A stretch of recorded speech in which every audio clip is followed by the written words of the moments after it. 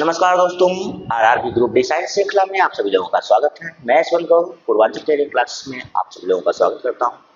तो दोस्तों, जैसा कि आप लोगों ने देखा है कि पिछली कक्षाएं जो चली हैं बहुत ही महत्वपूर्ण है आप लोगों के लिए। जितने भी टॉपिक्स हैं उसमें से प्रश्न बनते ही बनते हैं, तो उसी तरह से मैं आगे की जो क्लासेस ले रहा हूँ उसमें भी यही हाल रहेगा कि जितने भी प्रश्न लिए जाएंगे वो प्रश्न आपके पेपर से रिलेटेड। चलिए दोस्त, समय जाया ना करते हुए शुरू किया जाए आज की आपकी कक्षा को। तो मैंने पिछली कक्षा में आप लोगों को, पिछले एपिसोड में आप लोगों को क्या बताया था? लवक बताया था। क्या बताया था? लवक। लवक में मैंने आपको क्या क्या बताया था? तो लवक में मैंने आपको क्लोरोफिल तक बता दिया था।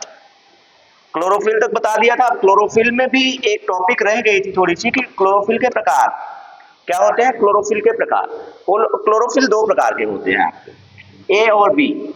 क्लोरोफिल जो होते हैं वो कितने प्रकार के होते हैं मेरे प्यारे दोस्त? तो क्लोरोफिल भी कितने प्रकार के होते हैं? दो प्रकार के। देख लीजिए, तो ये जो आपका क्लोरोफिल था, क्लोरोफिल, क्लोरोफिल कितने प्रकार के होते हैं? दो प्रकार के। एक तो होता है क्लोरोफिल ए, एक क्या होता है? क्लोरोफिल ए, और एक होता है क्लोरोफिल बी। क्लोरोफिल ए और क्लोरोफिल बी, दोनों में अंतर क्या है? तो दोनों में अंतर आपका सिर्फ इतना सा है कि दो प्रकार के क्लोरोफिल मिल गए आपको। दो प्रकार के क्लोरोफिल मिल गए आपको।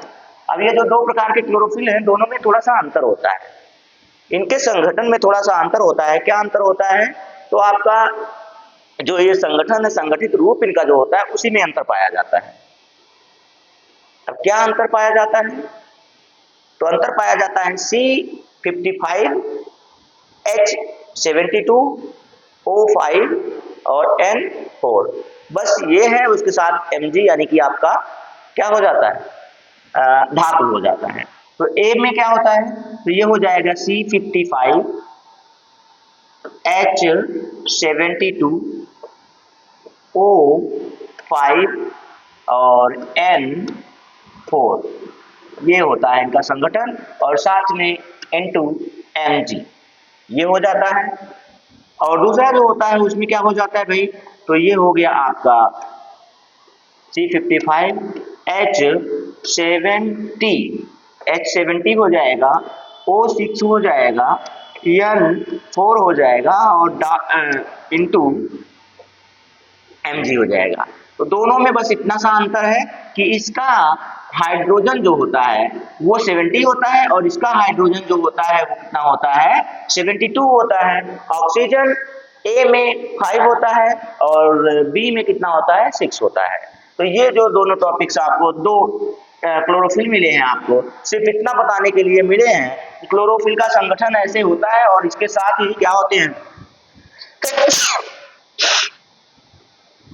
माफ कीजिएगा, इनके साथ कौन सी धातु होती है? तो आपको अगर कहा जाए कि जंतु में कौन सी धातु होती है, जंतुओं में कौन सी धातु होती है, और आपका ये जो होता है वनस्पति में कौन सी धातु होती है, जंतु में कौन सी धातु और वनस्पति में कौन सी धातु होती है, ये पूछा जाए आपको, तो आप सीधा सीधा बता सकते हैं कि मेरे दोस्त धातु। ठीक है, जंतु में जो धातु होती है आपको हीमोग्लोबिन में देखने को मिलती है। किसमें देखने को मिलती है? हीमोग्लोबिन में। हीमोग्लोबिन में आपको देखने को मिलता है आयरन। क्या देखने को मिलता है? Fe यानी कि आयरन देखने को मिलता है। और साथ ही साथ आपको वनस्पतियों में क्या देखने को मिलता है? तो वनस्पति के क्लोरोफिल में आपको देखने को मिल रहा है कौन सी धातु होती है? Mg। Mg का मतलब क्या होता है? मैग्नीशियम। Mg का मतलब क्या होता है? तो ये होता है मैग्नीशियम। ठीक है, मैग्नीशियम धातु पाया जाता है जंतुओं में। और ये जो फेरी मतलब आयरन आपको कहा जाए, आयरन कहाँ पाया जाता है? आयरन पाया जाता है आपके जंतुओं में। ठीक है, बस इतना सा जानते रहिए, क्लोरोफिल में इतना होता है। हाँ, इनका अनुपात आप देख सकते हैं। तो ये क्या अनुपात में होते हैं? तो ये 3:1 के अनुपात में पाए जाते हैं। जैसे कि A/B किया जाए तो ये क्लोरोफिल जो होते हैं 3:1 का अनुपात बनाते हैं। ये भी आप देख सकते हैं। ठीक है, ये भी आप देख और समझ सकते हैं, आपके पास इतना नॉलेज हो। तो ये अगर हो गया आपका, तो फिर आगे चलें। आगे हम लोग देखेंगे। इतनी चीजें आपकी पिछली कक्षा में छूट गई थी कि इसके प्रकार क्या होते हैं, इनका अनुपात क्या होता है और कौन कौन सी धातुएं पाई जाती हैं। जंतु में कौन सी धातु पाई गई वो भी देख लिया आपने, और साथ में आपके वनस्पतियों में कौन सी धातु पाई जाती है वो भी आपने देख लिया। वनस्पतियों का मतलब है पेड़ पौधों, ठीक है। इतनी सारी जानकारी आप अपने पास रखिए। फिर इसके बाद चलते हैं अगली टॉपिक पर। अगली टॉपिक आपकी क्या होनी चाहिए, तो वो आप भी जानते हैं कि आपकी अगली टॉपिक होनी चाहिए, कोशिकांग में ही चल रहे हैं तो कोशिका का एक सबसे बड़ा अंग जो होता है वो होता है आपका न्यूक्लियस, जो अलग से मैंने आपको बताया था कि कोशिकांग के साथ साथ मैंने अलग से उसे बताया था, नहीं तो उसके साथ एक मिनट चेंज कर देते हैं। तो वो सबसे बड़ा भाग है तो सबसे बाद में उसको पढ़ाते हैं। एक और बचा हुआ था आपका वैक्यूल्स। क्या बचा था भाई, वैक्यूल्स।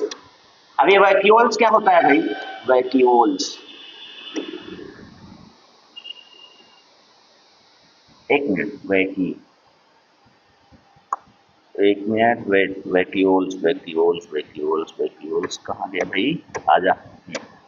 ठीक, तो वैक्यूल्स का मतलब पहले हिंदी लिखिए फिर उसके बाद लिखिए रिक्तिका। रिक्तिका आपको पढ़ाया गया, आपको बताया नहीं गया। तो इसमें ये होता है, क्या होता है, वैक्यूल, ठीक है, वैक्यूल्स। ये जो वैक्यूल्स होता है ये क्या होता है मेरे दोस्त, तो मैंने बताया था आपको कि एक और अंग पाया जाता है, एक और कोशिकांग पाया जाता है जिसे हम लोग क्या कहते हैं, रिक्तिका कहते हैं। और ये सिर्फ पादप में पाया जाता है। किसमें पाया जाता है, केवल पादप में, केवल पादप में पाया जाने वाला कोशिकांग, पाया जाने वाला कोशिकांग है, ठीक है। कोशिका केवल पादप जगत में पाया जाने वाला कोशिकांग है। इसका कार्य क्या होता है, तो ये कार्य अपना कैसे करेगा, ये दो भागों में बढ़ता है। ये कितने भागों में बढ़ता है भाई, दो प्रकार का होता है। एक होता है फूड वैक्यूल्स, एक क्या होता है, फूड वैक्यूल्स, ठीक है। ये जो फूड वैक्यूल्स होता है ये क्या करता है, फूड वैक्यूल्स क्या करता है भाई, और दूसरा जो होता है वो होता है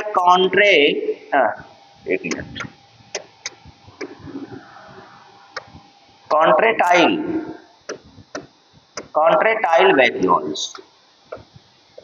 आपने कहीं हो सकता है बुक में देखा हो, तो ये दोनों अच्छी बातें हैं, आपने देखा है, लेकिन दोनों में अंतर क्या है। तो फूड वैक्यूल्स क्या करता है, भोज्य पदार्थों का संग्रह करता है, भोज्य पदार्थों का संग्रह करता है। क्या करता है, भोज्य पदार्थों का संग्रह करता है। कौन करता है, आपका फूड वैक्यूल्स। और दूसरा क्या है आपका, तो दूसरा आपको दिख रहा है कि क्या है, वो है आपका कंट्रेटाइल वैक्यूल्स। ये क्या करता है, कंट्रेटाइल वैक्यूल्स क्या करता है भाई, इसका कार्य क्या होता है, इसे कहते हैं संकुचनशील रिक्तिका। इसे क्या कहते हैं,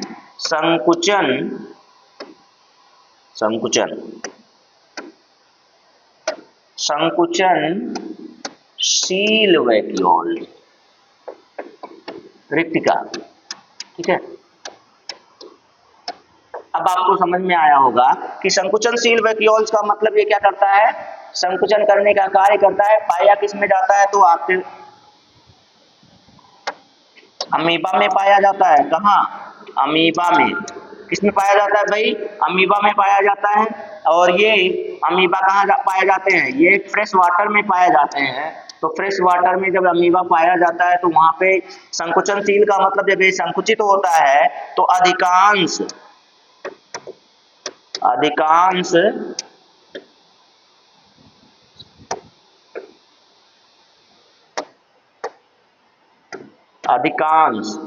जल को बाहर कर देता है, अधिकांश जल को बाहर कर देता है, ठीक है। अधिकांश जल को बाहर कर देता है और संकुचनशील होने के कारण यह इनका शरीर भी संकुचित होता है। जब इनका शरीर संकुचित होता है तो ये पारगमन की क्रिया करते हैं। पारगमन का मतलब, अरे भाई आने जाने की क्रिया करते हैं, ठीक है।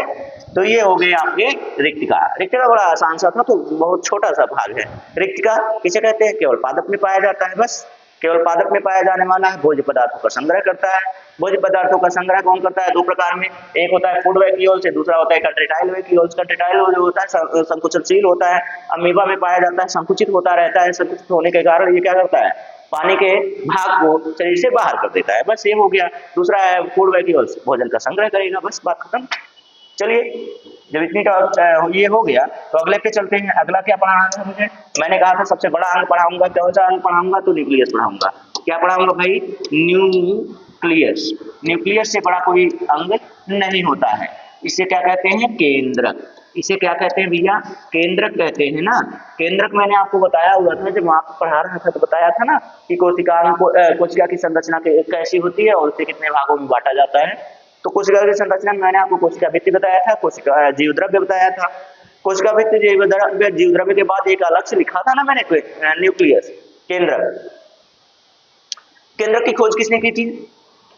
तो भैया केंद्रक की खोज देखेंगे तो ये महत्वपूर्ण भाग है, यहाँ से प्रश्न बनता है। केंद्रक की खोज रॉबर्ट ब्राउन ने की थी। किसने की थी भैया? रॉबर्ट ब्राउन महाराज ने की थी। अब ये देखिए, एक हिंदी एक अंग्रेजी लिख दिए, एक हिंदी एक अंग्रेजी लिख दिए भैया, तो कोई बात नहीं, चलता है, ठीक है। हम लोग हिंदी मीडियम से हैं तो हिंदी अंग्रेजी दोनों समझ लेते हैं, ठीक है। चलिए, तो रॉबर्ट ब्राउन ने कब किया था? 1831 ईस्वी में। 1831 ईस्वी में आपके रॉबर्ट ब्राउन महाराज ने, महोदय ने क्या किया था? न्यूक्लियस की खोज की थी। न्यूक्लियस की खोज जब इन्होंने की और उसके बाद क्या बताया कि भाई ये सबसे बड़ा कोशिकांग है, सबसे बड़ा कोशिकांग है, कोशिकांग है। अब ऐसा मत कीजिएगा कि मैंने लवक बताया था सबसे बड़ा कोशिकांग। लवक सबसे बड़ा कोशिकांग किसका होता है? तो वो पादप जगत का, पादप जगत की कोशिका का सबसे बड़ा कोशिकांग है। लेकिन न्यूक्लियस जो होता है ये आपके पादप में भी होता है और आपके जंतु में भी होता है, तो इसलिए इसको सामान्यतः बताते हैं। अगर जंतु की बात कर देगा, सिर्फ और सिर्फ पादप की बात करेगा तो आपका लवक हो जाएगा, लेकिन सामान्यतः लिख के देगा कि कोशिकाओं का सबसे बड़ा अंग है। कोशिकाओं का सबसे बड़ा अंग कौन हो जाएगा? तो आपका न्यूक्लियस हो जाएगा। ये देखिए, दोनों में अंतर मैंने बता दिया है कि किसमें कैसे होगा, समझ जाइएगा आप। ये बहुत बड़ा पार्ट है आपका। थोड़ा सा ये जो माइन्यूट सा अंतर है ना, वो माइन्यूट सा अंतर आपका बड़ा वाला नंबर लेके चला जाता है, ठीक है। छोटा सा अंतर बड़ा वाला नंबर लेके चला जाता है और आपको वहीं पे छोड़ के चला जाता है कि भाई थोड़ी और मेहनत करो, इसके बाद आइएगा, ठीक है। तो चलिए, इतना आप लोग कंफ्यूजन में मत रहा कीजिए।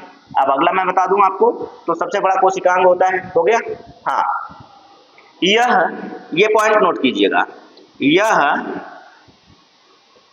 कोशिकाओं के समस्त कार्यों का नियंत्रण करता है। समस्त कार्यों का क्या करता है भाई? कार्यों का नियंत्रण करता है, नियंत्रण करता है, समस्त कार्यों का नियंत्रण करता है। ठीक है भैया, समस्त कार्यों का नियंत्रण करता है कौन? केंद्रक। भाई जो मेन रहेगा, जो केंद्र में रहेगा, वही केंद्र में है, वही तो सत्ता संभाल रहा है। आप लोग समझ रहे हैं, जो महाराज केंद्र में हैं वही तो सत्ता संभाल रहे हैं। तो जब सत्ता वही संभाल रहे हैं तो ये तो केंद्रक है, पूरे शरीर की सत्ता यही संभालता है, केंद्रक, ठीक है। पूरे शरीर की सत्ता कौन संभाल रहा है? तो केंद्रक महोदय संभाल रहे हैं। बस इतना सा होना चाहिए, हो गया। चलिए, इसीलिए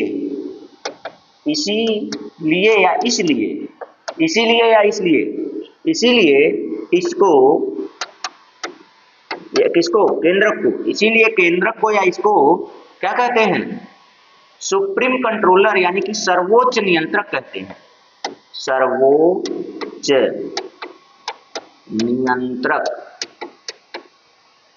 सर्वोच्च नियंत्रक यानी कि इसे हम लोग अंग्रेजी में कहें तो सुप्रीम कंट्रोलर कहते हैं।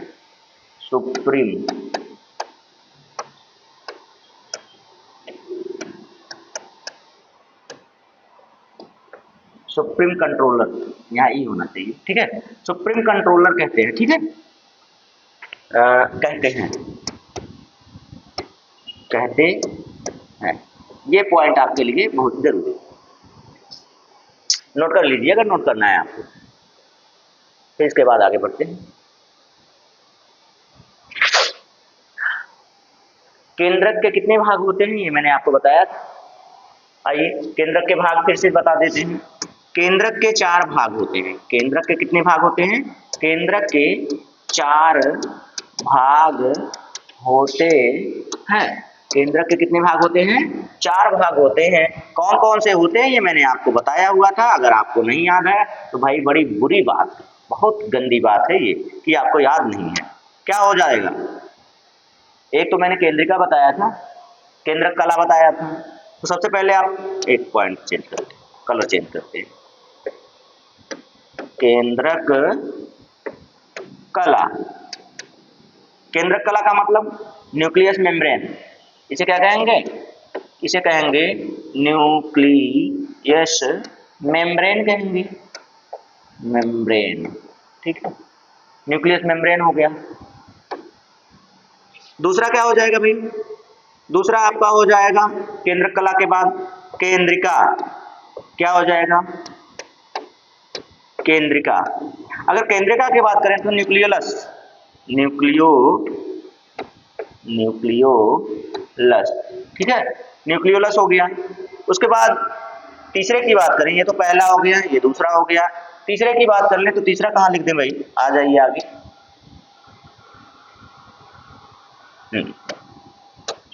तीसरे की बात करें तो तीसरा क्या हो जाएगा? तीसरा हो जाएगा क्रोमैटिन। क्या हो जाएगा भाई? क्रोमैटिन। क्रोमैटिन है, क्रोमैटिन नहीं, क्रोमैटिन। क्रोमैटिन। धागेनुमा संरचना, केंद्रक में धागेनुमा संरचना पाया जाता है जिसे हम लोग क्या कहते हैं? तो उसे क्या कहते हैं? गुणसूत्र कहते हैं। आपको समझ में आ जाना चाहिए। क्रोमैटिन, धागेनुमा संरचना। धागेनुमा संरचना यानी कि क्या? गुणसूत्र का आधार मिल गया आपको, ये मैंने आपको पढ़ाया है। उसके बाद केंद्रक द्रव्य, केंद्रक द्रव्य ये भी तो बताया था मैंने। केंद्रक द्रव्य बताया था कि नहीं बताया था? न्यूक्लियोप्लास्ट, न्यूक्लियोप्लास्ट बताया था। नहीं लिखूंगा, आप लोग लिख लीजिए। कितना लिखूंगा भाई, कितना लिखवाएंगे आप लोग मुझसे? कुछ अपना भी लिखा कीजिए, अपना लिखेंगे तो ज्यादा मजा आएगा। मैं यहाँ बता दूं, अपनी परिभाषा अपने शब्दों में अपने अनुभव के द्वारा अगर आप लिख लेते हैं, याद कर लेते हैं तो कभी भूलने वाला नहीं। ठीक है प्यारे मित्रों, अगले पेज पर चलते हैं।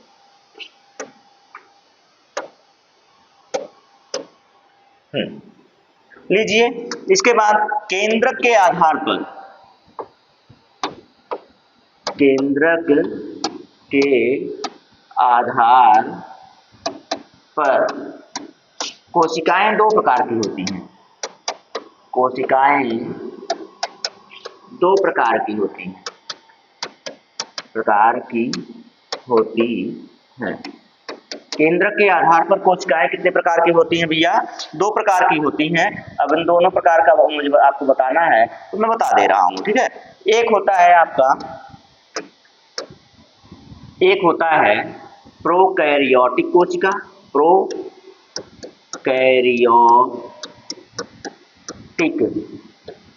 कोशिका, और दूसरी होती है, क्या होती है? यूकैरियोटिक कोशिका, यूकैरियोटिक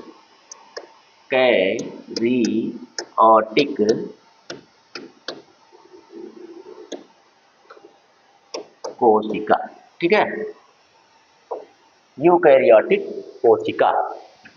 तो इन दोनों में अंतर क्या है कि ये 2 प्रकार के हो गए? ये दो कोशिकाएं, इन दोनों में अंतर क्या है भाई? तो मैं आपको समझा दूं तो ये आप जानते हैं कि ये, इसको अंग्रेजी में लिखिए पहले, प्रोकैरियोटिक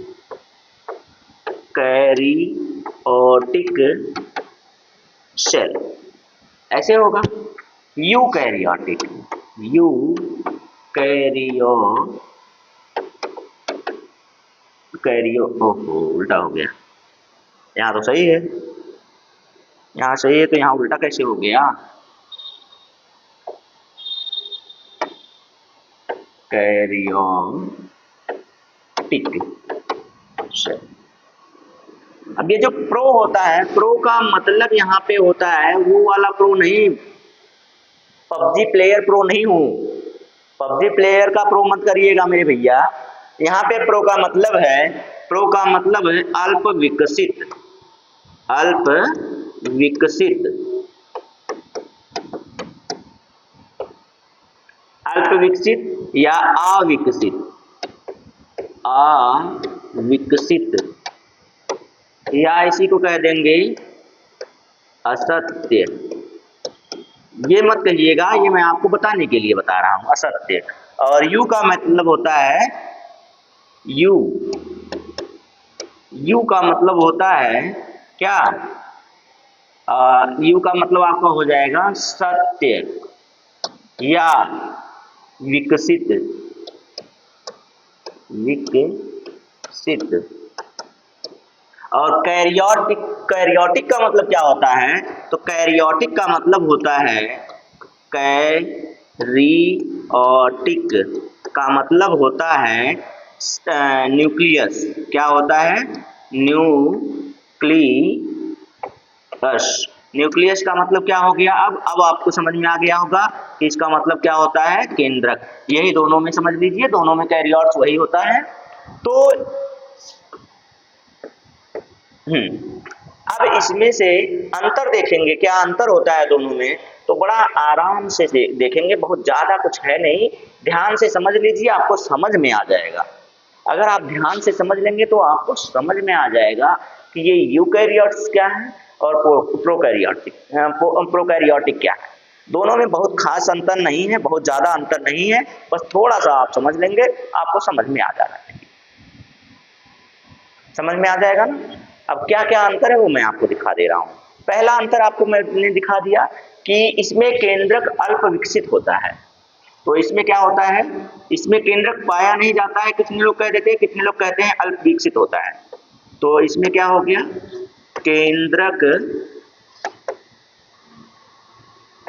अल्प विकसित, अल्प विकसित होता है। मतलब मान लीजिए केंद्रक होता ही नहीं है। दूसरा इसमें देखेंगे तो इसमें क्या होता है, केंद्रक विकसित होता है, केंद्रक विकसित होता है। ठीक है, ये हो गया, विकसित होता है। इसकी बात करें दूसरे की, इसमें डीएनए नग्न होता है। इसमें क्या होता है, डीएनए नग्न होता है। नग्न एवं, एक मिनट थोड़ा सा और बढ़ा देते हैं, एक पॉइंट अलग से क्यों लिखेंगे। इसमें डीएनए नग्न व गोल होता है। कैसा होता है, गोल होता है, होता है। अब ये देखिए, डीएनए नग्न का मतलब क्या होता है, डीएनए के ऊपर एक मैंने आपको बताया था कि आवरण पाया जाता है। डीएनए का आवरण किस प्रोटीन का होता है, तो भाई मैंने बताया था कि हिस्टोन नाम का प्रोटीन होता है। हिस्टोन नाम का क्या होता है, प्रोटीन होता है। तो इसका आवरण होता है, आवरण नहीं पाया जाता है, नहीं पाया जाता। पया लिख दिए हैं, ध्यान दीजिएगा आप लोग, पया लिख दिए हैं तो पया को पाया कर लीजिए, अपने बना दे रहे हैं। नहीं तो आप लोग क्या करेंगे जानते हैं, सोशल मीडिया पे उछाल देंगे, हमको कहेंगे सर जी को पया पाया नहीं लिखना आता है, और लोग दाचियार के इमोजी भेजना शुरू कर देंगे, सर जी को नहीं आता, सर जी को नहीं आता, सर जी को नहीं आता। सर जी बोल तो रहे हैं ना कि पाया है, उसको हमने पया लिख दिया गलती से। ठीक है, हम भी ह्यूमन है, ह्यूमन इधर होता है। ठीक है, चलिए पाया देख लीजिए, एक को काटने के चक्कर में दूसरा कट गया है, जाता है।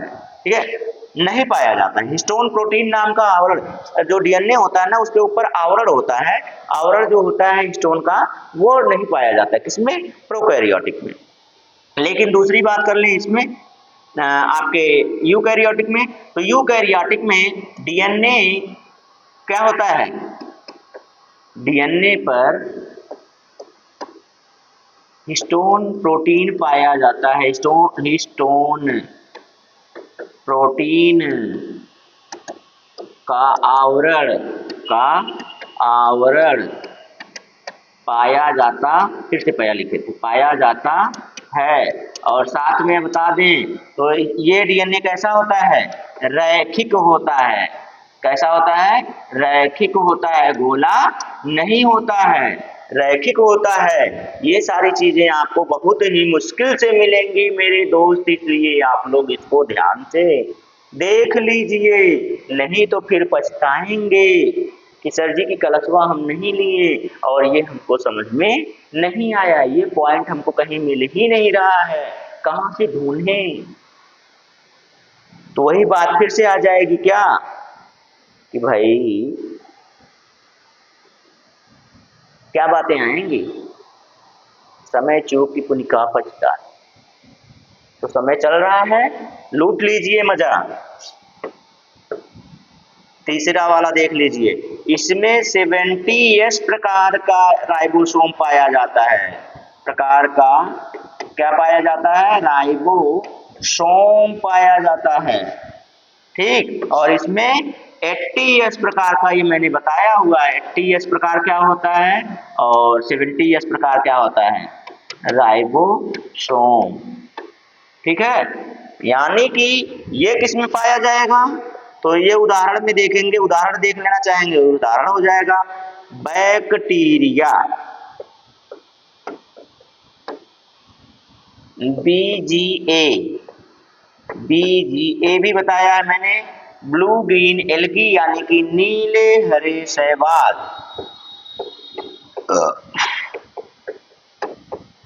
नीले हरे शैवाल में पाया जाता है। और ये जो होते हैं यूकैरियोटिक, ये सभी उच्च वर्ग के जीवों में पाए जाते हैं। सभी उच्च वर्ग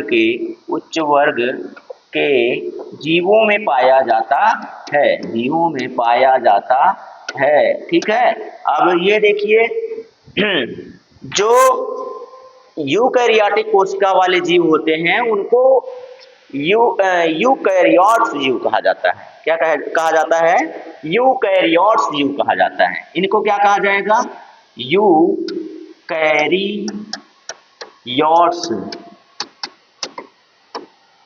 जीव कहा जाता है, ठीक है। और इनको क्या कहा जाता है? इनको कहा जाता है प्रोकैरियोट्स जीव, प्रोकैरियोट्स